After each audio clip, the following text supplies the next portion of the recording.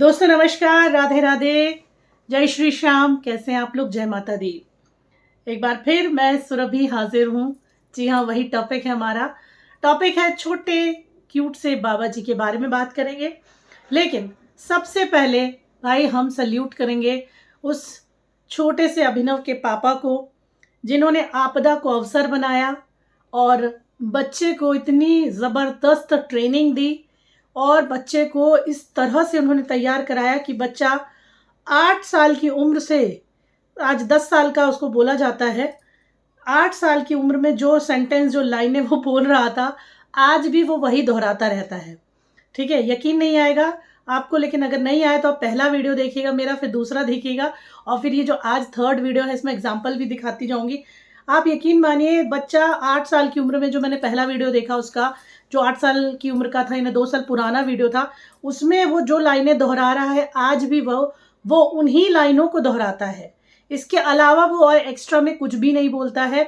कहानी भी हाथी वाली हो चाहे राजा वाली हो, जो कहानियां वो सुनाता है वो भी गिनी चुनी चीज़ें रहती हैं। मतलब आप समझ लो कि किस तरह से उसके पिताजी ने बच्चे को तैयार किया है। बिजनेस माइंड इसे कहते हैं कि आपदा को अवसर कैसे बनाया जाए। ठीक है, तो चलिए इसी पर बात करेंगे और ये भी आपको दिखाएंगे कि बच्चे को जब वो तैयार कर दिया है और जब वो बच्चा ट्रोल होने लगा तो बच्चे को एक, मतलब एक होता है ना कि अगर हमको ऐसा लगता है कि हमने कोई गलती की है और अगर हमारा कोई बड़ा हमें ये बता रहा है कि आप गलत हैं, आपने ये चीज़ सही नहीं बोली है, तो हम वहाँ पे अपने आप को शांत कर लेते हैं और हम उनकी बात मानते हैं। लेकिन बच्चे को इस तरह से ट्रेन किया गया है कि तुम्हें किसी की बात नहीं माननी है, तुम्हें अपनी ही बात पे अड़े रहना है, ये भी सिखाया है बच्चे को। तो बच्चे का फ्यूचर तो पापा ने बर्बाद कर ही दिया है। ठीक है, माँ ने भी बर्बाद कर दिया है। बाकी आपका क्या इस पर विचार है?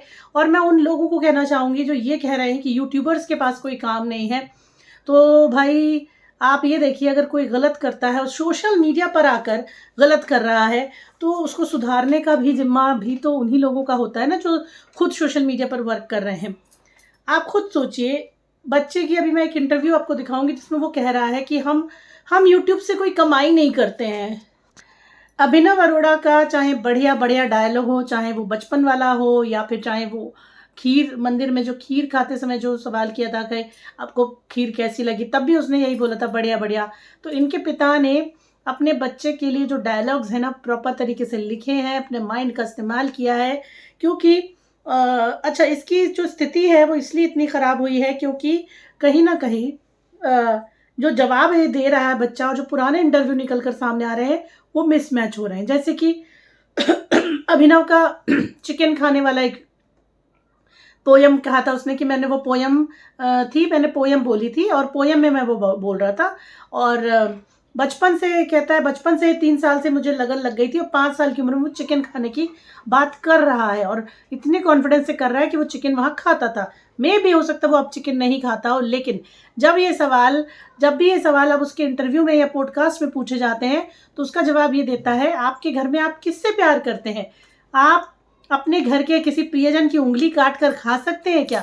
तो ये जो जवाब होते हैं इसके, ये जवाब कोई भी नॉनवेज खाने वाला ऐसे उल्टे जवाब नहीं देगा या ये का ट्रिकी आंसर नहीं देगा। वो कभी आदमी ये कह सकता है कि हाँ यार नॉनवेज खाना अच्छा नहीं है, मैं भी नॉनवेज नहीं खाती हूँ, तो मैं हमेशा ये कहूँगी कि क्यों किसी की जान लेना है, क्यों किसी जानवर को मारना है, क्यों किसी पशु पक्षी को मारना है, क्यों सब्जियाँ इतनी हैं तो क्यों हम ये नहीं आपसे बोलेंगे अगर आप नॉनवेज खाते हो कि आप क्या अपने किसी प्रियजन की उंगली काट कर खाना चाहेंगे? उसका भी तो परिवार है।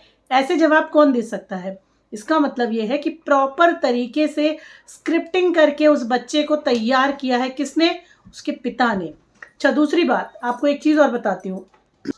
इसके अलावा अगर हम देखें तो एक इंटरव्यू में उसने ये भी कहा था कि हम इंस्टाग्राम से कोई कमाई नहीं करते, हम यूट्यूब से कोई कमाई नहीं करते, हमारा कोई चैनल मोनेटाइज नहीं है। ये बातें 10 साल का बच्चा बोल रहा है। अब आप सोचिए। ठीक है, दूसरी चीज़, इंस्टाग्राम अकाउंट को मैनेज करते थे तरुण अरोड़ा, जो कि इसके पिता हैं। ठीक है, बाद में कुछ यूट्यूबर्स के वीडियोस देखने के बाद जो वहाँ तक पहुँचे, इन्होंने उसको चेंज करके वहाँ पेरेंट्स कर दिया। ठीक है, अब आप चाहे माँ पिता लिख दो, चाहे अपना नाम लिख दो, मैनेज तो आप ही द्वारा हो रहा है।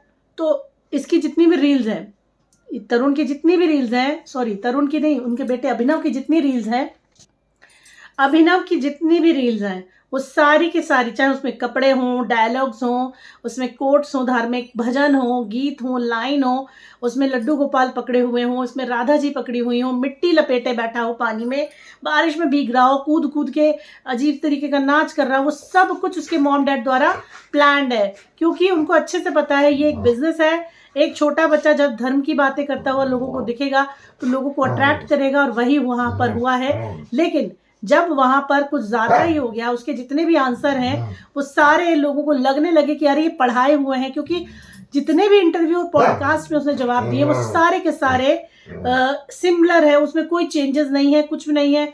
ऐसा थोड़ी हो सकता है कि आप एक ही कहानी हर जगह यूज करोगे भाई।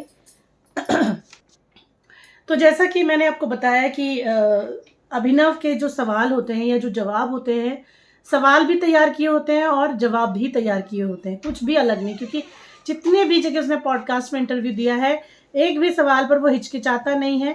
अच्छा, वो वही यूज़ करता है वर्डिंग्स, कहानियाँ, जो भी चीज़ें यूज़ करता है, जो शुरू से लेके अब तक करता आ रहा है। अब ये पॉडकास्ट का खेल क्या चीज़ है? ये खेल है शो ऑफ का।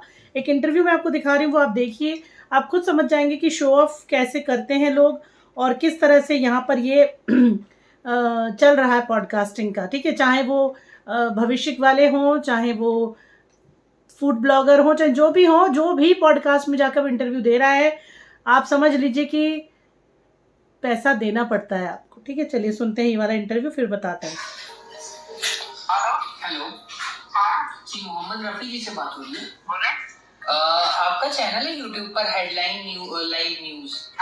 जी जी जी, मैंने आपका चैनल देखा, बहुत अच्छा चैनल है। और एक कोई यूट्यूबर थे YPM ब्लॉग्स, उनका आपने इंटरव्यू किया था, बहुत अच्छा इंटरव्यू किया था आपने। हाँ, तो मैं ये पूछना चाहूंगा, जैसे आप मेरा इंटरव्यू एक कर सकते हैं अगर मैं आपको अपना स्क्रिप्ट दे दूं कि मतलब मैं क्या क्या अभी तक अचीव की हूँ। तो क्या चार्जेस होंगे उसके? जैसा ये इसका बनाया है वैसे ही करना है ना। आमतौर पर तो वैसे हम लोग 5,000 रुपए के आसपास लेते हैं। अच्छा अच्छा अच्छा। हाँ, लेकिन मांडवाली हो सकती है, 5,000 में भी मांडवाली करने ऊपर नीचे। ये बोलना रहेगा मेरे बारे में कि जैसे मैं लखनऊ से बोल रहा हूँ, तो लखनऊ का मैं सबसे बड़ा मतलब ब्लॉगर हूँ। ठीक है, तो बोल देंगे ना मतलब ये चीज? अरे हाँ, वो सब चीजें हो जाएगी इसमें। मतलब उसमें आपको ये चीज लिखना रहेगा कि लखनऊ के सबसे बड़े ब्लॉगर और ये सबसे ज्यादा पैसा कमाते हैं। ठीक है, हो जाएगा ना? हाँ हाँ, thank you. It's all the game of show off. यहाँ वो हो, देखिए ये गेम जो है वो शो ऑफ का गेम है। अब चाहे इंटरव्यू हो, पॉडकास्ट हो, जहाँ जहाँ भी अभिनव अरोड़ा गए हैं वहाँ वहाँ तरुण, उनके पिताजी ने बच्चे के लिए स्क्रिप्ट भी भेजी है, सवाल भी भेजे हैं, और बच्चे को वो सवालों के जवाब रटवाए भी हैं। और बच्चा तभी तो इतने बड़े बड़े सवाल के जवाब में वो इतनी बड़ी बड़ी बातें बोल देता है। अब आप खुद सोच कर देखिए कि इस समय बच्चे का फ्यूचर क्या है। क्या इन 4 लाइनों से, कि इन 4 लाइनों से बच्चे का फ्यूचर बन जाएगा? एक बच्चा जब वो 8 साल का था तब वो कह रहा था कि मैं गुरुकुल जाके पढ़ना चाहता हूँ, मम्मी भेजना नहीं चाहती हैं। तो भाई अगर आप अपने बेटे को कोई संत गुरु बनाना चाहते हैं, महात्मा संत बनाना चाहते हैं, तो आपने उसे सोशल मीडिया पर क्यों फंसा दिया है? आपने उसे इंस्टाग्राम की रील्सों में क्यों फंसा दिया है? आपने उसे यूट्यूब के वीडियोस में क्यों फंसा दिया है? आप क्यों नहीं उसको भेजते हैं किसी गुरुकुल में पढ़ने के लिए, ताकि आज की कमाई ना हो चाहे ना हो, लेकिन भविष्य तो उसका अच्छा हो जाए। कम से कम अगर आप उसको कथावाचक बनाना चाहते हो तो उसको वो पढ़ाई तो कराओ, भेजो किसी गुरुकुल में, भेजो किसी ऐसी जगह जहाँ वो उस चीज़ की पढ़ाई करे, ग्रंथों की सच में पढ़ाई करे। कह देने भर से कि मैं ग्रंथों की पढ़ाई करता हूँ, भगवान श्री कृष्ण को मैं छोटे भाई के रूप में भजता हूँ, बस हो जाएगा, बन गया उसका भविष्य। सोशल मीडिया से अगर आपने पैसा कमा भी लिया तो कितने दिन वो पैसा चलने वाला है ये बताइए? क्योंकि एक ना एक दिन तो वो कहते नहीं, अधजल गगरी छलकत जाए। आज की डेट में यही हो रहा है अभिनव अरोड़ा के साथ। उनके माता पिता की आशाओं पर खरा उतारने के लिए वो उसको रील में यूज़ कर रहे हैं, इंस्टाग्राम पे यूज़ कर रहे हैं, बच्चे को यूट्यूब पे यूज़ कर रहे हैं, लेकिन उसका आगे आने वाला फ्यूचर क्या है? क्या है? वो 4 लाइनों से क्या समाज में एक बड़ा कथावाचक बन पाएगा? क्या समाज में उसका एक अपना खुद का कोई अस्तित्व बन पाएगा? ठीक है, इस तरह की चीज़ों को लेकर मैं बस आपसे यही सवाल करना चाहती हूँ, और ख़ास तौर पर उन लोगों से जो यहाँ पर आकर कमेंट करते हैं कि आप लोग उसके पीछे पड़े हैं। अरे हम उसके भविष्य बनाने के पीछे पड़े हैं। हम चाहते हैं वो किसी गुरुकुल में जाए, वो इंस्टाग्राम के रील्सों में ना फंसा रहे, वो यूट्यूब के शॉर्ट्स में ना फंसा रहे, ठीक है ना। और आज वो पैसा तो कमा ले जाएगा, नो डाउट वो पैसा कमा भी रहा है, लेकिन कल क्या होगा उसका भविष्य। भाई अगर आप अनिरुद्धाचार्य जी को देखते हैं, आप बाबा धीरेन्द्र शास्त्री को देखते हैं, आप बाकी तो को छोड़ दीजिए, ये यंग लोग हैं, इन्हें देखते हैं तो ये गुणी हैं, पढ़े लिखे हैं, इनके पास अपने हर भक्त के सवाल का जवाब होता है, जवाब देते हैं उस लेवल पे जाके। ये रात भर जागते हैं, सो नहीं पाते हैं, हाँ, और भक्तों की सेवा कर रहे हैं, गरीबों की सेवा ही कर रहे हैं। पर क्या आपको लगता है कि ये फ्यूचर आपके अभिनव अरोड़ा साहब का है?